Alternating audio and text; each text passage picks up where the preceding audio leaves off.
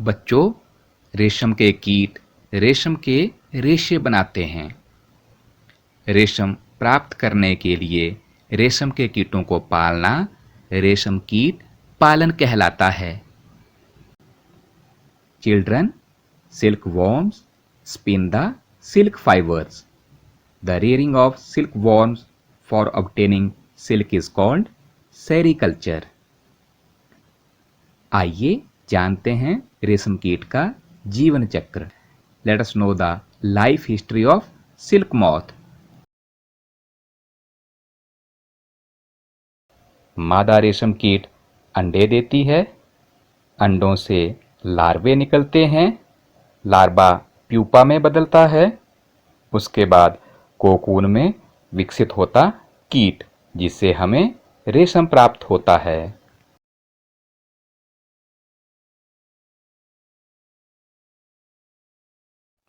Female silk moth lays eggs. Hatching, we get larva, which turns into pupa. Then development of moth in a cocoon, from where we get silk fibers.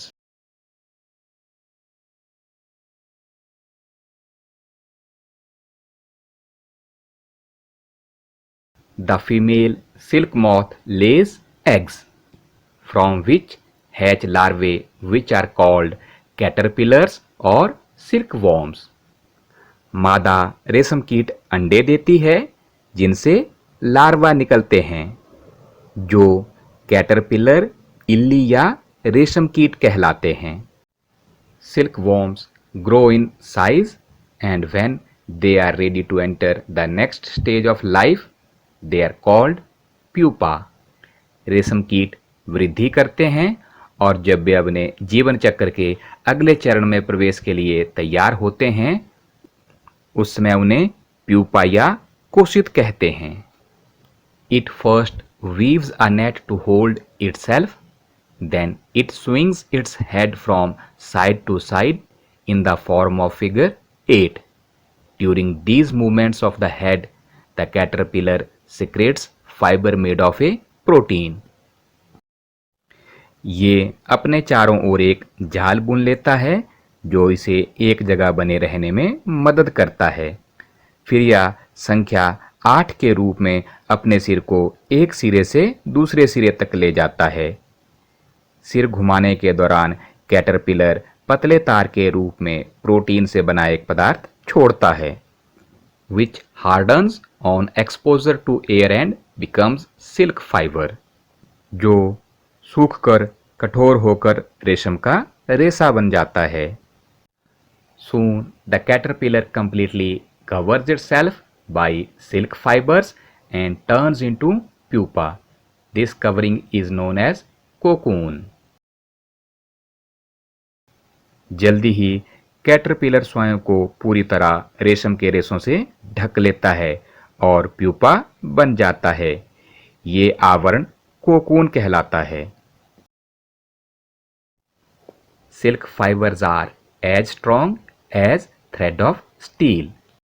रेशम के रेशे steel के तार जितने मजबूत होते हैं।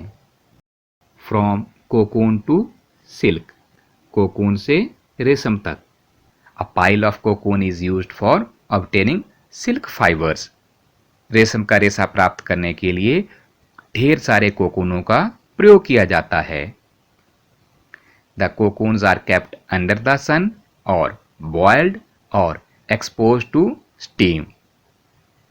पहले कोकूनों को धूप में रखा जाता है, या पानी में उबाला जाता है, या गर्म भाप में रखा जाता है। Due to this, the silk fibers separate out. इसके कारण रेशम के रेशे अलग हो जाते हैं। The process of taking out threads from the cocoon for use as silk is called reeling the silk. Cocoon से रेशे निकालने के बाद उनसे धागे बनाने की प्रक्रिया को हम रेशम की रीलिंग कहते हैं। रीलिंग को विशेष मशीनों से किया जाता है। फिर फाइबरों की कताई की जाती है, जिससे रेशम के धागे प्राप्त होते हैं, और फिर इन्हीं से सुंदर सुंदर वस्त्र बनाए जाते हैं। बच्चों, रेशम का धागा रेशम कीट के कोकून से प्राप्त रेशों से बनाया जाता है। रेशम कई प्रकार का होता है।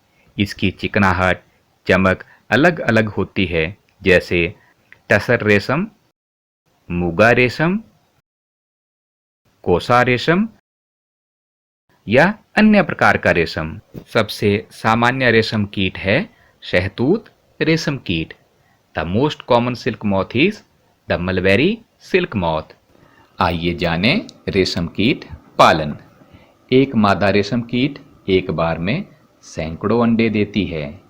अंडों को कपड़े की पट्टियों या कागज पर इकट्ठा करके रेशम कीट पालकों को बेच दिया जाता है। इन अंडों को उचित तापमान व आर्द्र पर रखा जाता है, जिससे लार्वा बाहर आ जाता है। ये देखो मादा रेशम कीट व उसके अंडे और बाद में बाहर निकला लार्वा। लार्वा दिन रात शहतूत की पत्तियां खाते रहते हैं। 25 से 30 दिन बाद ये खाना बंद करके बांस के बने छोटे छोटे कक्षों में चले जाते हैं, जहां कैटरपिलर कोकून बनाते हैं, जिसके भीतर प्यूपा विकसित होता है। ये शहतूत की पत्ती, शहतूत का वृक्ष और ये हमारा कोकून। रेशम का संसाधन। वयस्क कीट में विकसित होने से पहले इन्हें धूप में रखा जाता है अथवा पानी में उबाला जाता है। आप भाप में भी इसको रख सकते हैं। इस प्रक्रिया में रेशम के तंतु अलग हो जाते हैं।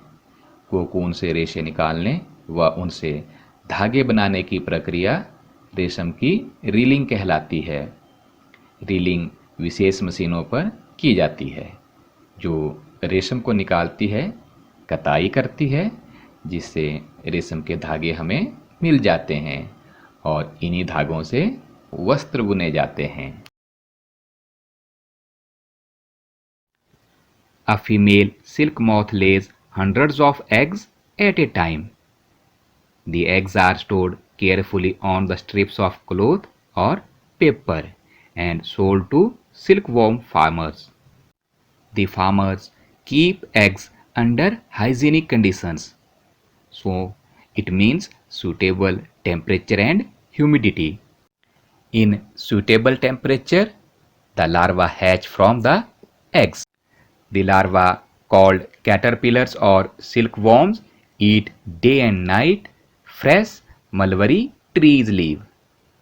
After 25 to 30 days, the caterpillars stop eating. They spin the cocoon inside which develops the silk moth.